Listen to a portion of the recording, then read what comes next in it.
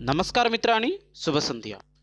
व्याकरण शिक्षण पद्धतिषु यदि कापि पद्धति अत्यंत महत्वपूर्णा भवति, छात्रोपयोगी भवति, एषा पद्धति उच्यते आरोह पद्धति। अतः अद्य वयम् आरोह पद्धत्याः दोषाः गुणाः च जानीमः, पुनश्च परीक्षोपयोगिनः कांश्चन अत्यन्त महत्वपूर्ण प्रश्नान् अपि अत्र चर्चां कुर्मः एव। तर्हि गतदिने अस्माकं मोक् टेस्ट् आसीत्। तत्र ये खलु भागं न गृहीतवन्तः ते इदानीमपि भागं ग्रहीतुम् अर्हन्ति। लिङ्क् डिस्क्रिप्शन् मध्ये वर्तते एव। कामेण्ट् बाक्स् मध्ये अपि अहं पिन् कृतवान्, तत्रापि गत्वा भवन्तः मोक् टेस्ट् मध्ये भागं ग्रहीतुम् अर्हन्ति एव। मित्राणि, बहूनां तत्रापि निवेदनम् आसीत्, यदा कक्षा चलति अथवा वीडियो वयं पश्यामः मध्ये मध्ये अड्वर्टैस्मेण्ट् आगच्छति। अत्र एतत् चेनल् यदस्ति नूतन चेनल् भवति, अत्र भवन्तः अड्वर्टैस्मेण्ट् इत्यादि न प्राप्स्यन्ति। विज्ञापनं विना एव अत्र भवन्तः सर्वं प्राप्स्यन्ति। अतः भवन्तः एतत् चेनल् सब्स्क्रैब् कुर्वन्तु, येन भवन्तः प्रतिदिनकक्षायाः वीडियो लिङ्क् अपि प्राप्स्यन्ति एव। पुनश्च PDF इत्यादिकं प्राप्तुं भवन्तः टेलिग्राम् मध्ये प्रविशन्तु। तर्हि आरम्भं कुर्मः। प्रायतः तु भवन्तः आरोह पद्धति इति विषये तु भवन्तः जानन्ति एव। आरोह पद्धतिः अन्यनामद्वयं भवति। एकः भवति आविष्कारपद्धतिः, मनोविज्ञानिपद्धतिः।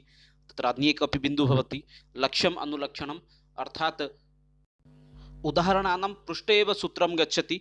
आरोह पद्धतिमाध्यमेन कण्ठस्थीकरणस्य अपि आवश्यकता न भवति। पुनश्च व्याकरणपाठनार्थमपि एषा पद्धतिः सुलभा भवति, अत्यन्त आवश्यकी पद्धतिः भवति। एतस्य पद्धत्याः स्रष्टा यः भवति सः भवति एव अरस्तु महोदयः। आगच्छन्तु, एतत् तु सामान्यविषयबिन्दुः आसीत् एव। इदानीं प्रश्नान् साक्षात् पश्यामः एव। अत्र प्रश्नः वदति प्रथमप्रश्ने, भाषायाः नियन्त्राय तथा च शृङ्खलितार्थं डेस् शास्त्रम् आवश्यकम्। इत्युक्ते भाषां यदि नियन्त्रणं कर्तुम् इच्छन्ति अथवा भाषां यदि शृङ्खलितरूपेण स्थापयितुम् इच्छन्ति, तदर्थं किं शास्त्रं पठनीयम् अस्माभिः? तद् व्याकरणं, साहित्यं, विज्ञानं, भाषा। पश्यामः चेत् अत्र समीचीनविकल्पः किं भवति? अत्र समीचीनविकल्पः भवति अस्माकं व्याकरणम् इति। भाषायाः नियन्त्रणा तथा च शृङ्खलितार्थं व्याकरणशास्त्रस्य अस्माकं पठनीयमेव। यदि वयं व्याकरणं पठामः, तेन किं भवति? भाषा अस्माकं शुद्धता भवति, भाषाक्षेत्रे अपि अस्माकं नियन्त्रणम् आगच्छति। अतः सम्यक् विकल्पः अत्र व्याकरणं भवति एव। बहवः अत्र साहित्यम् इति लिखन्ति, किन्तु साहित्यम् अशुद्धं भवति। भाषा नियन्त्रणम् अथवा शृङ्खला अथवा भाषायाः ज्ञानवर्धनार्थं तर्हि किं पठनीयम् इत्युक्ते, अथवा शुद्धता प्राप्तिनिमित्तं व्याकरणमेव आवश्यकं। परवर्ती प्रश्नः अस्ति, पाठनक्रियायां प्राक् अनेकानि उदाहरणानि प्रदाय अनन्तरं तेषां संज्ञानिरूपणं डेस् पद्धति इति उच्यते। अर्थात् कदाचित् परीक्षायां प्रश्नः अपि प्राक् पाठनक्रियायाम् इति स्थाने अपि अन्यबिन्दुः भवति। यथा कस्यचित् नाम भवति, यथा शिक्षकः पाठनक्रियायाः प्राक् अनेकानि उदाहरणानि स्थापयति। किञ्चित् एतत् किं भवति? मनोविज्ञानसम्पर्के प्रश्नः भवति एव। अर्थात् प्रारम्भिकसमये उदाहरणं ददाति, अनन्तरं संज्ञां प्रति गच्छति। का पद्धतिः अस्ति? प्रत्यक्ष, परोक्ष, आरोह, क्षम्यताम्, अपरोह, आरोह। पश्यामः चेत् अत्र समीचीनविकल्पः किं भवति? अत्र समीचीनविकल्पः भवति आरोह पद्धतिः इति। पाठनक्रियायाः पूर्वम् अनेकानि उदाहरणानि प्रदाय अनन्तरं तेषां संज्ञा यदि निरूपणं यदि कस्यचित् पद्धतिद्वारा भवति, तर्हि सा पद्धतिः उच्यते आरोह पद्धतिः इति। परवर्ती प्रश्नं गच्छामः। एकस्मिन् विषये विशदम् आलोच्य सिद्धान्तस्य उद्धरणं डेस् पद्धत्या सम्भवति। अर्थात् कस्यचित् विषये प्रारम्भिकसमये किं भवति? विशदम् आलोचनाम् आलोच्य, अर्थात् आलोचना भवति। विशदम् इत्युक्ते उत्तमरूपेण आलोचना भवति। अनन्तरं सः किं करोति? सिद्धान्तं प्रति गच्छति।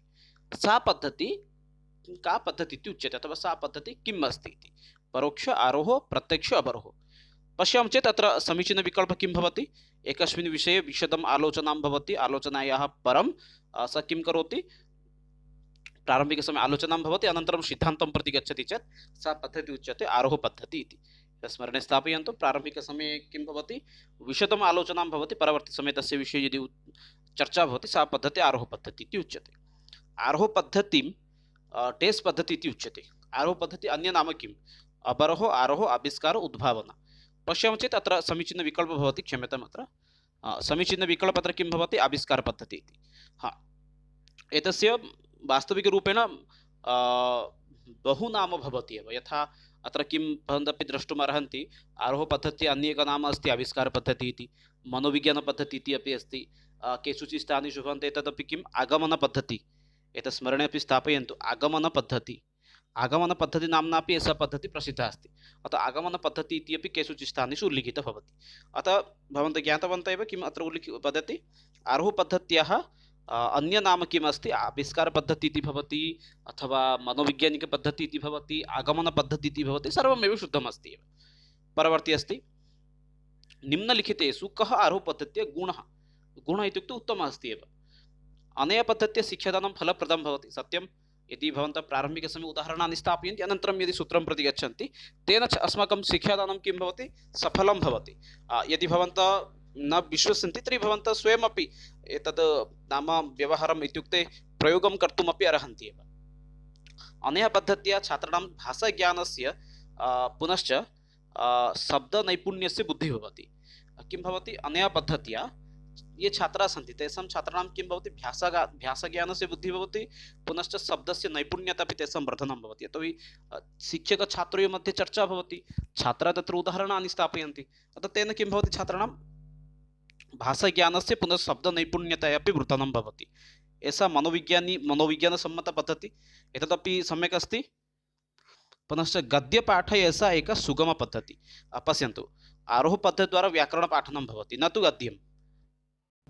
वास्तविकरूपेण गद्यपाठनाय एव आरोहपद्धतिः एव नास्ति इत्युक्ते अत्र विकल्पः एव अशुद्धम् अस्ति एव। गद्यपाठनिमित्ते एव कुत्रापि न लिखितं भविष्यति अथवा एतादृशप्रश्नः अपि न आगमिष्यति कदाचित्।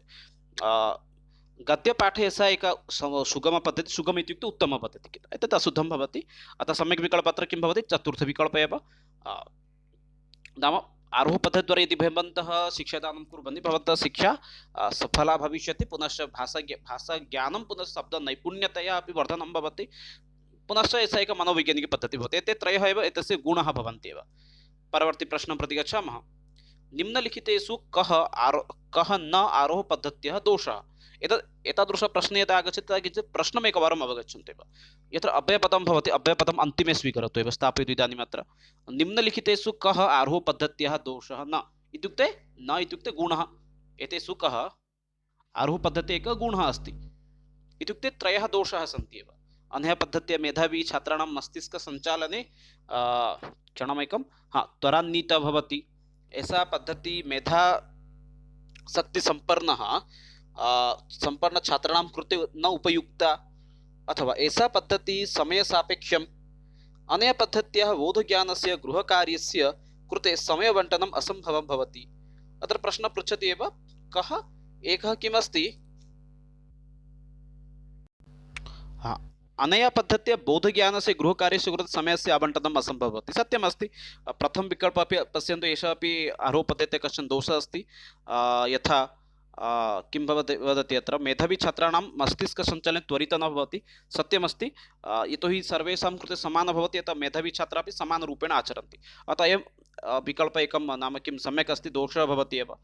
परवर्षं चतुर्थविकल्पः अपि अनया पद्धत्या नाम समयस्य अभावः भवति, एतदपि एकं सम्यक् उत्तरम् अस्ति। एषा पद्धतिः समयसापेक्षम् अस्ति, अयं विकल्पः अपि शुद्धमस्ति। अतः पश्यन्तु एषा पद्धतिः मेधाशक्तिसम्पन्नछात्राणां कृते न उपयुक्ता। वास्तविकरूपेण सर्वेषां कृते, अर्थात् मेधावी छात्राणां कृते भवतु, मध्यमीयछात्राणां कृते भवतु, अथवा दुर्बलछात्राणां कृते भवतु, सर्वेषां कृते किं भवति आरोहपद्धतिः नाम समीचीनं भवति। किन्तु यतो सर्वेषां कृते समानं भवति, अतः मेधावी छात्राणां किं मस्तिष्कसञ्चालनं सम्यक् रूपेण न भवति एव। यतो सर्वेषां कृते समानं भवति एव। किञ्चित् दोषाः अपि एकवारम् एतस्य पश्यन्तु। आरोहपद्धत्याः के दोषाः सन्ति। सर्वेषां कृते उपयोगी भवति, अतः मेधावी छात्राणां मस्तिष्कसञ्चालनं त्वरान्वितं न भवति, यतोहि सर्वेषां कृते समानम् अस्ति। यदि नियमः भवति चेत् सर्वेषां कृते समानं भवति चेत् तत्र ये उत्तमाः छात्राः सन्ति किं भवति उपविश्य एव बोरिङ्ग् भवन्ति एव। परवर्ती समये बहु उदाहरणकारणात् समयेन विषयस्य समाप्तिः न भवति, अतः गृहकार्य बौद्धकार्य इत्यादि न सम्भवति एव। शिक्षकस्य कृते बहु कष्टदायकं भवति। यद्यपि छात्रस्य कृते उत्तमः अस्ति, किन्तु शिक्षकस्य कृते अत्र कष्टप्राप्तिः भवति। पुनश्च नूतन उदाहरणस्य अत्र किं निर्माणं करोति छात्रः, अतः शास्त्रगत उदाहरणानि तत्र विस्मरणं भवति एव। अतः समयः अपि अत्र अधिकं गच्छति एव। अतः भवन्तः ज्ञातवन्तः एव अत्र सम्यक् विकल्पः किं भवति, अत्र सम्यक् भवति एव। एषा पद्धतिः मेधावी सम्पन्नछात्राणां कृते उपयुक्ता न। परवर्ती प्रश्नं पश्यन्तु। आरोहणपद्धतिः अर्थात् आरोहपद्धतिः। आरोहपद्धत्या कति सोपानानि। सोपानां संख्या यदि चर्चां कुर्मः 4 सोपानानि सन्ति। सोपानानि अपि एकवारं प्रदर्शयामि, भवन्तः पश्यन्तु। तदपि किञ्चित् स्मरणे अपि स्थापयन्तु एव। अत्र सोपानानां विषये किं भवति प्रारम्भिकस्य उदाहरण इत्युक्ते अस्माकं प्रस्तावनामध्ये उदाहरणमेव स्थापयति उदाहरणात् परं निरीक्षणं करोति अनन्तरं नियमं वदति अन्ते परीक्षणं करोति एषा पद्धति अथवा एतानि चत्वारि एव तस्य किं भवति आरोहपद्धत्याः सोपानानि भवन्ति एव। परवर्ती प्रश्नं प्रति गच्छामः। ज्ञातवन्तः एव आरोहपद्धत्याः कति सोपानानि चत्वारि सोपानानि सन्ति एव। परवर्ती प्रश्नः अस्ति एतेषु किं न आरोहणपद्धत्याः सोपानम् एतेषु आरोहणपद्धत्याः सोपानं नास्ति इति वदति। उदाहरणप्रस्तावः निरीक्षणम् अवबोधनं परीक्षणं। पश्यन्तु अत्र समीचीनविकल्पः किं भवेत् भवन्तः वक्तुम् अर्हन्ति एव। एतेषु चतुर्षु किं तस्य एकः अंशः एव नास्ति एकः अंशः न भवति इति पश्यामः चेत् अत्र सम्यक् विकल्पः किं भवति उदाहरणं तु प्रारम्भिकसमये आगच्छति परवर्तिसमये निरीक्षणं भवति किन्तु अवबोधनम् इत्युक्ते विशेषे बोधनं करणं तत् तत्र न आगच्छति अतः सम्यक् विकल्पः अत्र किं भवति तृतीयविकल्पः एव अवबोधनम् इत्येव शुद्धम् उत्तरम् अत्र भवति एव। तद्वत् एव परीक्षणम् इत्युक्ते मूल्याङ्कनमेव उच्यते अथवा गृहकार्यं तदेव उच्यते अतः परीक्षणमपि अन्तिमे भवति प्रयोगः अतः सम्यक् विकल्पः अत्र अवबोधनम् इति भवति एव। परवर्ती प्रश्नः अस्ति एतेषु किम् आरोहणपद्धत्याः सोपानं चतुर्षु कः आरोहणपद्धत्याः सोपानम् अस्ति एव। अवबोधनं क्षणमेकम् अवबोधनं पाठनं स्मरणं निरीक्षणं पश्यामः चेत् अत्र सम्यक् विकल्पः किं भवति निरीक्षणम् इति। निरीक्षणम् एकं किम् अस्ति आरोहपद्धत्याः सोपानम् अस्ति पूर्वमेव अहम् उक्तवान् एव आरोहपद्धत्याः सोपानानि चत्वारि सोपानानि सन्ति चतुर्षु सोपानेषु प्रारम्भिकसमये आगच्छति प्रस्तावना अथवा नाम उदाहरण उपस्थापनं क्षम्यताम् उदाहरण उपस्थापनं परवर्ती समये भवति निरीक्षणं तृतीय आगच्छति एव नियमनिर्धारणम् अन्तिमे अस्ति परीक्षणम् अतः भवन्तः वक्तुं शक्नुवन्ति एव अत्र सम्यक् विकल्पः किं भवति निरीक्षणमेव तस्य अंशः अस्ति। एकवारं पुनश्च वदामि स्मरणे स्थापयन्तु अथवा लिखन्तु वदति प्रारम्भिकसमये चत्वारि सोपानानि सन्ति प्रारम्भिकसमये आगच्छति उपस्थापना अथवा प्रस्तावः यत्किमपि भवन्तः वक्तुम् अर्हन्ति एव। परवर्तिसमये नाम तदेव किं भवति उपस्थापना भवति तदेव भवन्तः प्रस्तावः इति वक्तुं शक्नुवन्ति उपस्थापना इति भवति। परवर्तिसमये निरीक्षणम् अर्थात् प्रारम्भिकसमये यानि उदाहरणानि सन्ति तस्य निरीक्षणं भवति द्वितीये अनन्तरं पुनश्च तत्र किं भवति तृतीयस्थाने भवति तत्र नियमनिर्धारणम् अन्तिमे भवति एव परीक्षणम्। परवर्ती दशमः प्रश्नः अस्ति एतेषु कः आरोहपद्धत्याः गुणः एतेषु चतुर्षु कः आरोहपद्धत्याः एकं गुणः अस्ति इति वदति एव। क्षणमेकं वदति एतेषु कः आरोहपद्धत्याः एकः गुणः अस्ति इति। यथार्थज्ञानसम्पादनं द्वितीयवति छात्राणां सूत्रार्थानां च अवबोधनं कक्षायां संस्कृतपरिवेशप्रकल्पनम् अथवा छात्रेषु अभिरुचि उत्पादनं नाम चतुर्षु विकल्पेषु आरोहपद्धत्याः एकः कः गुणः अस्ति इत्युक्ते अन्ये चत्वारः विकल्पाः के सन्ति दोषाः सन्ति एव अथवा गुणाः न भवन्ति एव। यथार्थज्ञानसम्पादनम् अथवा छात्राणां सूत्रार्थानां च अवबोधनम् एतत् तु कदापि न भविष्यति इत्युक्ते तत्र शिक्षकस्य लक्ष्यं किं भवति तत्र पुनश्च कक्षासु संस्कृतपरिवेशप्रकल्पनम् अयं विकल्पः कुत्र आगच्छति प्रत्यक्षपद्धतिमध्ये आगच्छति अतः अयं विकल्पः कदापि भवितुं न अर्हति।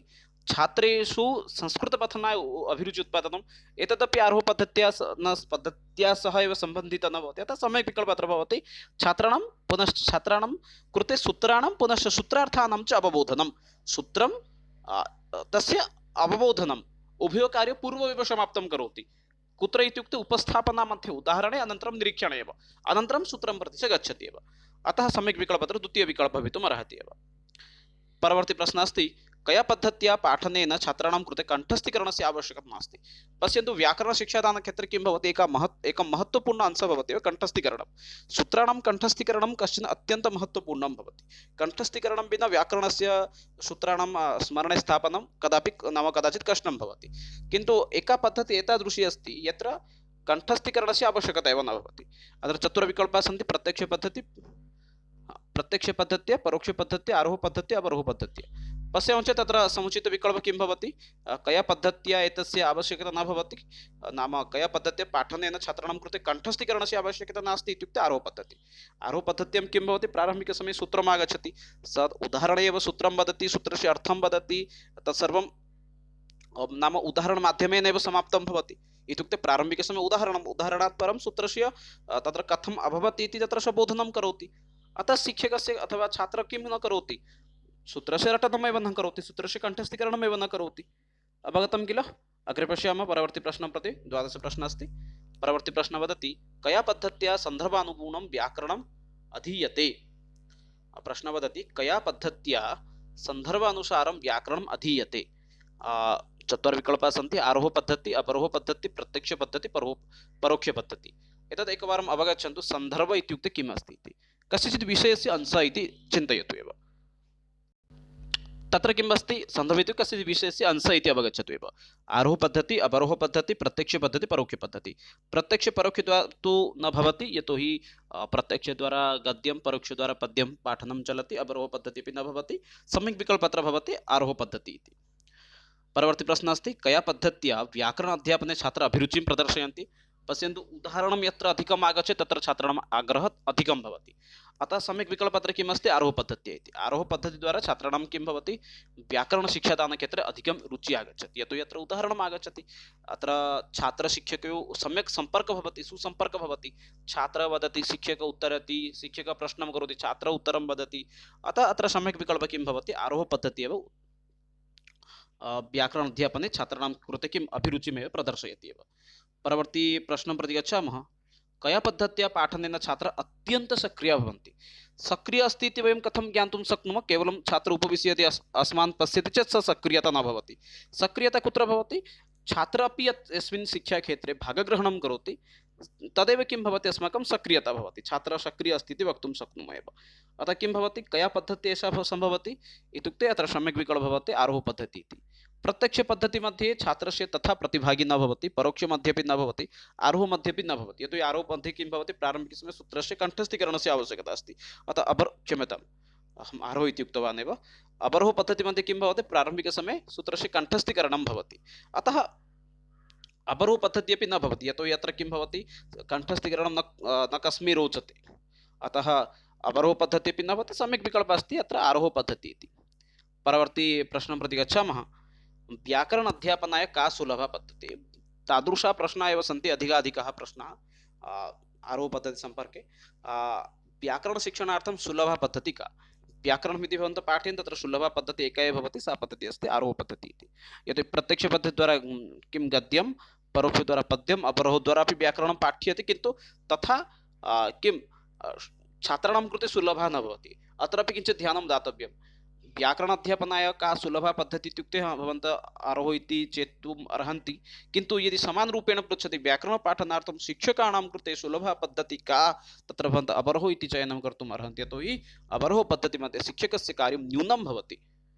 व्याकरणशिक्षादानक्षेत्रे छात्राणां कृते सुलभा पद्धतिः का इत्युक्ते आरोह पद्धतिः, अथवा केवलमपि पृच्छति व्याकरण अध्यापनक्षेत्रे सुलभा पद्धतिः का इत्युक्ते आरोह पद्धतिः, शिक्षकस्य कृते भवति अवरोह पद्धतिः इति। परवर्ती प्रश्नं प्रति गच्छामः। 16 प्रश्नः अस्ति। प्रश्ने वर्तते एतेषु कः आरोह पद्धत्या न दोषः? एतेषु दोषः कः नास्ति? अध्यापकानां कृते क्लेशः अधिकः भवति, सत्यमेव, अत्र संशयः एव नास्ति। यदि नाम आरोह पद्धतिमध्ये किं भवति? यः शिक्षकः पाठयति सः बहूनाम् उदाहरणानां सङ्ग्रहं करोति एव। अतः उदाहरणसङ्ग्रहः, तस्य उपस्थापनं बहु कष्टदायकं भवति। अतः अयं कश्चन दोषः इति वक्तुम् अपि शक्नुमः एव। दोषः इत्युक्ते उत्तमः नास्ति, केवलं छात्राणां कृते एषः उपयुक्तः, सत्यमस्ति, अत्र संशयः नास्ति एव। शिक्षकस्य कृते तु उपयुक्तः न भवति, शिक्षकस्य कृते बहु कष्टं भवति। यदि सः समासः पाठयति चेत् तादृश अव्ययभावसमासः पाठयति। अव्ययभावसमासः पाठनात् पूर्वं किं भवति? अव्ययभावसमासस्य बहूनि उदाहरणानि सङ्गृह्य स्थापयति, बहु कष्टं कार्यं भवति। तद्वदेव द्वितीये किं वदति सः? नाम सन्धि पाठयति, सन्धिसम्बन्धीय प्रश्नान् सङ्ग्रहं करोति। अतः बहु कष्टं भवति शिक्षकस्य कृते, किन्तु छात्रस्य कृते सरलं भवति, यतो तस्य पुरतः केवलं उदाहरणं स्थापयामः। परवर्ती समये वदति शास्त्रगतानि उदाहरणानि ज्ञातुम् अवकाशो नास्ति। अयमपि किमस्ति?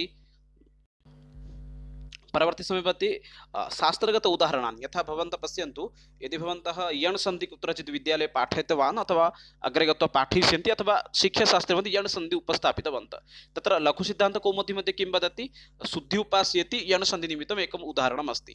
किन्तु शुद्धि उपास्येति सूत्रम् अथवा शुद्धि उपास्येति उदाहरणं कोऽपि स्थापयति वा विद्यालये? अतः तद् उदाहरणं किम् अस्ति? शास्त्रगतम् अस्ति। शास्त्रगत उदाहरणानाम् एव अत्र किं भवति? नष्टं भवति। अत्र शास्त्रगत उदाहरणानि न भवति एव, व्यवहारमेव न भवति। अतः वक्तुं शक्नुमः एव किं शास्त्रगत उदाहरणानि ज्ञातुम् अवकाशो एव नास्ति। अतः अयं विकल्पः अपि किं भवति तस्य एकः दोषः एव अस्ति। व्याकरणशिक्षणे बहु समयः अपेक्षितः भवति। व्याकरणमिति विषयः पाठनीयः तत्रापि उदाहरणं दत्वा बहुकालं गच्छति एषः अपि किं भवति एकः दोषः अस्ति एव। अतः अन्तिमत्रयः क्षम्यतां BCD दोषः भवन्ति, किन्तु अत्र गुणः किम् अस्ति अध्यापकानां कृते क्लेशः भवति। गुणः दोषमध्ये प्रभेदः एकवारम् अवगच्छन्तु।